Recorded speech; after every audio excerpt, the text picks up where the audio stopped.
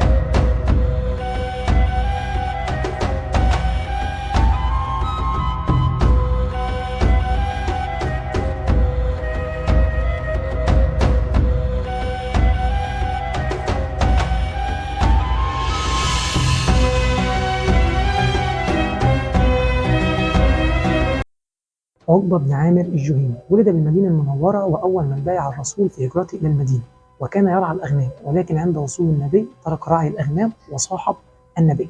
كمان كان بيصطحب الناقة أو الدابة اللي كان الرسول بيركبها أثناء تجواله في المدينة.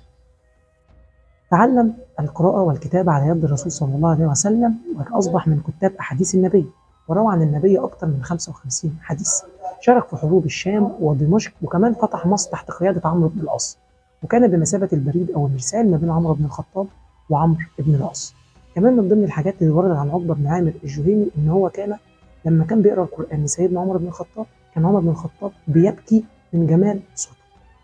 من ضمن الحاجات برضو اللي حصلت إن هو تولى حكم مصر في عهد معاوية بن أبي سفيان في عصر الدولة الأموية، ولكن لم يستمر حكمه طويلا أكثر من 3 سنوات بسبب إنه كان بيحظى بالحب والاحترام لدى المصريين. فحاجة زي كده عمل توتر لمعاوية بن أبي سفيان، وخاف إن هو ينفرد بحكم مصر ويستقل عن الدولة الأموية، فقام بعزل وتعيين مسلمة بن مخلد. توفى عقبة بن عامر الجهيني سنة 58 هجرية، ولكن قبل أن يموت أو قبل أن يدركه الموت جمع أبنائه وتلامذته وأصحابه وقال لهم أوصيكم بثلاث، وأنا مش هلاقي أجمل من كده إن أنا أختم المعلومات الخاصة بعقبة بن عامر الجهيني. قال لهم أول وصية بوصيها لكم: لا تكتبوا الشعر حتى ينصرف كل قلبكم عن قراءة القرآن الكريم. رقم 2: لا تستدينوا، أي لا تستلفوا الفلوس أو أي حاجة من حد حتى لو أصبحت العباءة مفتوحة من الأمام أي رديئة جدا. رقم 3: قال لهم: لا تسمعوا كلاما عن رسول الله إلا من أهل الثقة. شكرا.